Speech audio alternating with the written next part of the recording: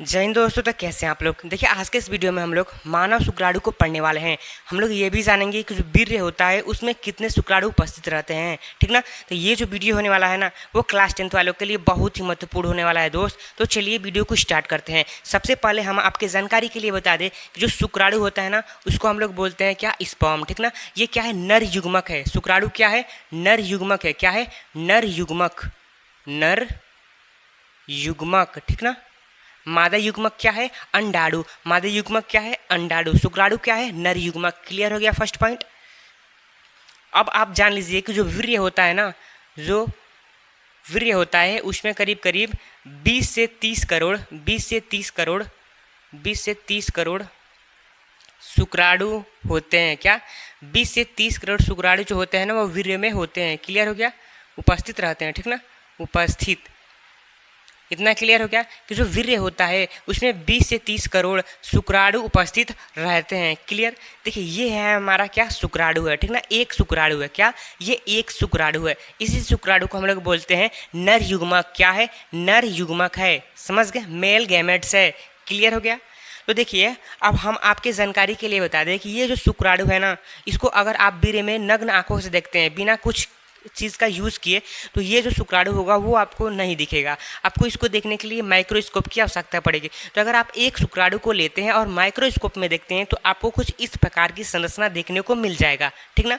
तो ये जो संरचना है ना इसका नामकरण करते हैं। सबसे पहले इसका नामकरण करते हैं। तो देखिए ये यहाँ से लेकर और यहाँ तक का जो भाग है ना इसको हम लोग बोलते हैं क्या, सिर है। क्या है, शुक्राणु का सिर है, ठीक ना। एंड जस्ट यहाँ से लेकर यहाँ तक का जो भाग है ना इसको बोलते हैं ग्रीवा, ग्रीवा व मध्य भाग, ग्रीवा व मध्य भाग। क्लियर हो गया। देखिए ये जो ग्रीवा आया है ना, ग्रीवा क्या है, ये जो आपको दिख रहा है इस प्रकार से घुमावदार वाला, तो ये जो संरचना है ना इसी को हम लोग बोलते हैं ग्रीवा। जिस प्रकार से हम हैं, ठीक ना, ये जो हमारी गर्दन वाली भाग है ना उसी प्रकार से शुक्राणु में भी यहाँ पे उपस्थित रहता है, ठीक ना। तो इसी वाले भाग को यानी कि इसी वाले हम लोग इसी वाले भाग को क्या बोलते हैं, ग्रीवा बोलते हैं। एंड ये जो होता है ना, ये जो यहाँ से लेकर यहाँ तक होता है ना इसको बोलते हैं मध्य भाग। तो दोनों को सम्मिलित रूप से क्या बोलेंगे, ग्रीवा व मध्य भाग। क्लियर हो गया। अब देखिए कि यहाँ से लेकर जो यहाँ तक की संरचना है ना इसको हम लोग बोलते हैं क्या, पूंछ बोलते हैं। क्या बोलते हैं, पूंछ। समझ गए कि जो हमारा शुक्राणु होता है उसका संरचना कैसा होता है। सबसे ऊपरी वाले भाग को सिर बोलते हैं, उसके नीचे होता है ग्रीवा व मध्य भाग एंड सबसे नीचे होता है पूंछ। क्लियर हो गया। तो चलिए देखिए इसके और भी डिटेल्स में नामकरण करेंगे, ठीक ना। बट जैसे जैसे हम लोग इनके ऑर्गन के बारे में पढ़ते जाएंगे वैसे वैसे नामकरण करते जाएंगे, ठीक ना। सबसे पहले पढ़ते हैं सिर के बारे में, ठीक ना। किसके बारे में, सिर के बारे में। सिर में क्या है कि सिर का प्रारंभिक भाग एक्रोसोम कहलाता है। एक्रोसोम क्या है, देखिए ये जो हमारा सिर है उसका प्रारंभिक भाग यही ना है, यही ना है। तो इसको हम लोग क्या बोलेंगे, एक्रोसोम। क्या है ये, एक्रोसोम है, एक्रोसोम, ठीक ना। और हम आपके जानकारी के लिए बता दें कि ये जो एक्रोसोम होता है ना वो गाल्जी काय से निर्मित रहता है। किससे, गाल्जी काय से, ठीक ना।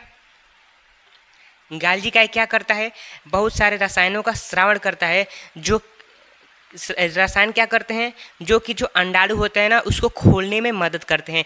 गाल्जी काय क्या करता है, गाल्जी काय क्या करता है, रसायन का स्रावण, रसायन का स्रावण, ठीक ना।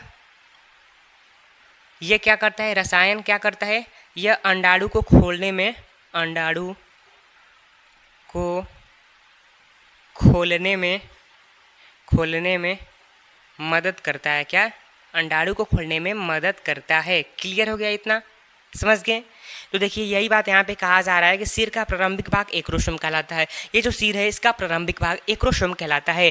First point clear. Second point क्या है कि इस भाग में केंद्रक तथा गुणसूत्र पाया जाता है। ये जो सिर वाला भाग है ना, सिर वाला भाग, इसमें हमने 2 पॉइंट्स को पढ़ा कि जो सिर का प्रारंभिक भाग होता है वो एक्रोसोम कहलाता है। एंड जो ये सिर दिख रहा है ना, ये जो सिर दिख रहा है ना इसमें ये वाला जो गोल टाइप का संरचना दिख रहा है इसी को बोलते हैं हम लोग क्या, केंद्रक। क्या बोलते हैं, केंद्रक, केंद्रक, ठीक ना। ये जो केंद्रक और आपको मालूम होगा कि केंद्रक में डीएनए भी पाया जाता है। क्या? डीएनए, जो क्या है? अनुवांशिक पदार्थ है। क्या? अनुवांशिक पदार्थ है। ये सभी प्रकार के गुणों को इकट्ठा करके रखता है, जब एक पीढ़ी से दूसरे पीढ़ी में अनुवांशिक गुणों को मतलब भेजता है। क्लियर हो गया? डीएनए क्या करता है? एक पीढ़ी से दूसरे पीढ़ी में अनुवांशिक गुणों को भेजता है। क्लियर? अब आते हैं अपने दूसरे पार्ट्स पे। दूसरा पार्ट्स क्या है? ग्रीवा व मध्य भाग। देखिए, ये हमारा है फर्स्ट पार्ट एंड ये है हमारा सेकेंड पार्ट एंड ये हमारा है थर्ड पार्ट, ठीक ना। तो सेकेंड पार्ट की तरफ बढ़ते हैं। सेकेंड पार्ट क्या है? ग्रीवा व मध्य भाग है। क्या? ग्रीवा व मध्य भाग। देखिए, ग्रीवा, आप अपने मन से बताइए कि ये जो शुक्राणु होगा उसको दौड़ने के लिए, उसको तैरने के लिए किसकी आवश्यकता होगी?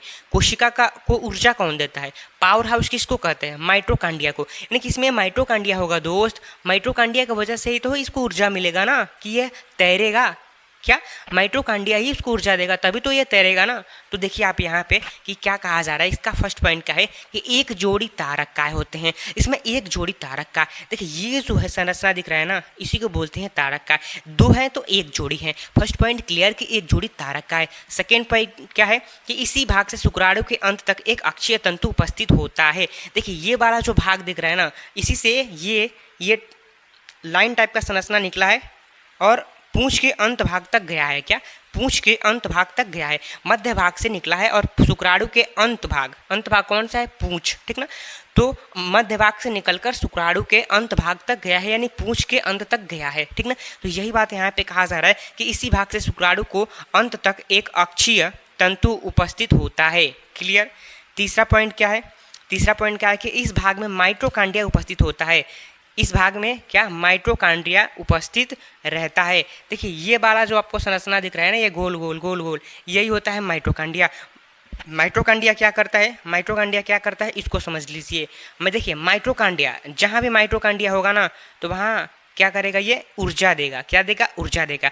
यानी कि यहाँ पर लिखेंगे शुक्राणु को तैरने के लिए ऊर्जा देता है। माइटोकांड्रिया क्या करता है?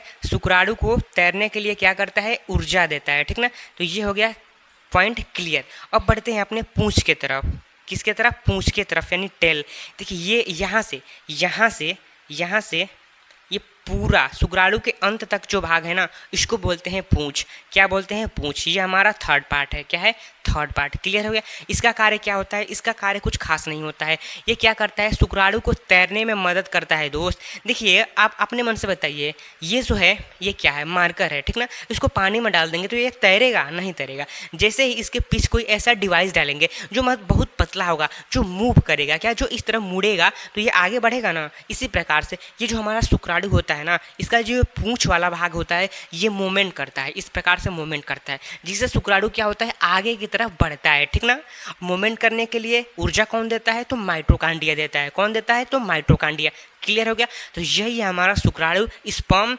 तो हमने इसको एकदम बहुत साधारण लैंग्वेज में समझ लिया दोस्त। तो एक बार आपको ये वीडियो अच्छा लगा होगा ना, तो आप हमारे चैनल क्लास 10th वाले और MK स्टडी सेंटर, 2 चैनल है, इन दोनों को आप सब्सक्राइब कर दीजिए इस प्रकार की वीडियो को देखने के लिए। तो धन्यवाद, मिलते हैं अगले नए वीडियो में।